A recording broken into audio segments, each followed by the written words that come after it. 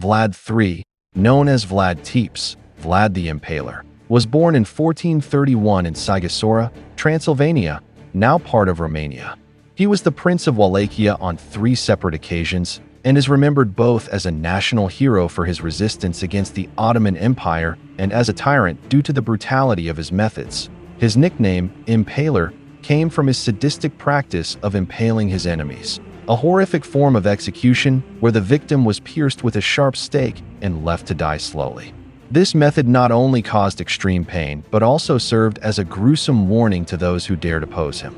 Crossword's rise to power and the political landscape. Vlad III lived in a turbulent period marked by conflicts between Christians and Muslims. Wallachia, situated between Hungary and the Ottoman Empire, was a crucial territory often caught in the middle of these struggles. As a young boy, Vlad and his brother Radu were taken hostage by the Ottoman Sultan Murad II, a political move to ensure their father, Vlad II Dracul, remained loyal to the empire. While Radu eventually aligned himself with the Ottomans, Vlad developed a deep hatred for the Turks, which later fueled his brutal methods in battle. After his father and elder brother were killed, Vlad III claimed the Wallachian throne, determined to consolidate his power and crush any opposition. Drop of blood. Vlad III's acts of cruelty. Vlad's reputation as the most evil king stems largely from his ruthless crackdown on his enemies, whether they were traitorous nobles, criminals, invading soldiers, or even unfortunate peasants. Here are some of his most notorious atrocities. 1. Mass impalements. Vlad organized mass executions by impalement. In one infamous event during his defense against an Ottoman invasion, he impaled approximately 20,000 Turkish soldiers and left their bodies along the road leading to Targovist, Wallachia's capital. It is said that Sultan Mehmed II, upon witnessing the forest of the impaled, was so horrified that he abandoned his campaign against the city. 2.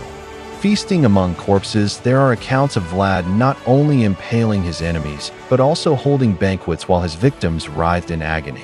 Chronicles claim he even dipped his bread in their blood, an act that later inspired the legend of Dracula, popularized by Bram Stoker. 3. Cleansing the streets. In his quest for order, Vlad once gathered all the poor, sick, and beggars into a hall. Promising them a feast, he locked the doors and set the building on fire, burning everyone alive. His justification? To rid society of those he deemed useless. 4. Extreme punishments for minor crimes. Vlad was known for punishing even minor offenses with inhumane brutality. Thieves and adulterers were often impaled, skinned alive, or publicly dismembered as a way to instill fear and absolute obedience. But he famously placed a golden cup in the town square of Targovist, daring anyone to steal it. No one ever did. Terrified of the prince's violent retribution. Drop of blood. Vlad, hero or villain? Despite his extreme cruelty, Vlad III is viewed differently by some. For many Romanians, he remains a national hero who fought relentlessly to protect his homeland from Ottoman invaders. His strict enforcement of the law also brought a period of relative peace and order to Wallachia, albeit at a terrible cost. In an era plagued by constant war and betrayal, Vlad used psychological terror as an effective weapon.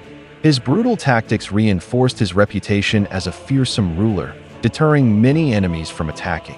Man-Vampire. The connection to Dracula. Vlad's sinister fame inspired Bram Stoker when creating the character Count Dracula in 1897. The name Dracula derives from Draculia, meaning son of the dragon, a reference to Vlad's father, Vlad II Dracul, who was a member of the Order of the Dragon, a Christian brotherhood dedicated to fighting the Ottomans. Stoker built upon Vlad's reputation for bloodlust and cruelty to craft one of Gothic literature's most iconic villains. Crown the dark legacy of Vlad I. Vlad Tepes died in 1476 under mysterious circumstances. Some say he was killed in battle, while others claim he was betrayed by his own men. His remains were allegedly buried at Snagov Monastery, though later excavations found no trace of his body. Today, Vlad III remains a controversial figure.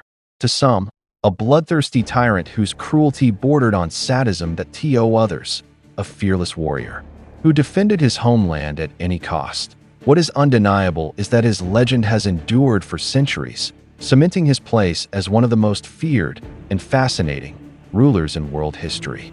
New Moon, a final reflection on Vlad III, the Impaler. Vlad III, the Impaler, remains a figure shrouded in both horror and heroism, a ruler whose actions defy simple categorization.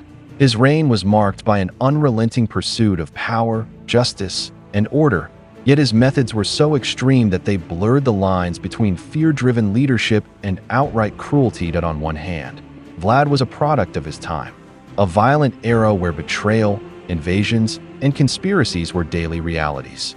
In the face of Ottoman expansion and internal strife, his brutal tactics were not merely acts of sadism, but calculated moves to secure his reign and protect his homeland. His notorious Forest of the Impaled was not just a symbol of cruelty. It was psychological warfare, a bold message to enemies that Wallachia would not bow easily. On the other hand, the sheer scale of his violence cannot be overlooked. Executing tens of thousands through the slow, agonizing death of impalement, burning the poor alive in the name of cleansing society, and enforcing laws with deadly precision paint a picture of a ruler who saw fear as the ultimate tool of control. His punishments went beyond necessity, often crossing into the realm of sadistic spectacle. What makes Vlad even more fascinating is the duality of his legacy. To the Romanians, he is still a symbol of national pride, a leader who resisted Ottoman dominance and maintained Wallachian independence. His image is one of strength, discipline, and unyielding defiance against oppression. Even today, many Romanians view him as a protector rather than a villain. Yet, globally, his name has become synonymous with darkness and horror, largely thanks to Bram Stoker's Dracula. The connection between Vlad's historical cruelty and the fictional vampire immortalized his reputation, blending historical fact with Gothic fiction. This fusion of history and legend has kept Vlad's story alive for centuries, making him an enduring symbol of terror and intrigue. Ultimately, Vlad III's story serves as a powerful reminder of how history remembers extremes, both the heroic and the horrific. His life and reign push us to question the fine line between strong leadership and tyranny, between justice and vengeance, and between fear as a means of protection and as a tool of absolute control. Was Vlad the Impaler a cruel monster, or was he simply a ruler doing whatever it took to survive in a brutal era? The answer likely lies somewhere in between, forever lost in the shadows of history. A legacy as dark and complex as the man himself. Let me know if you want me to expand on any part of his story. Rose.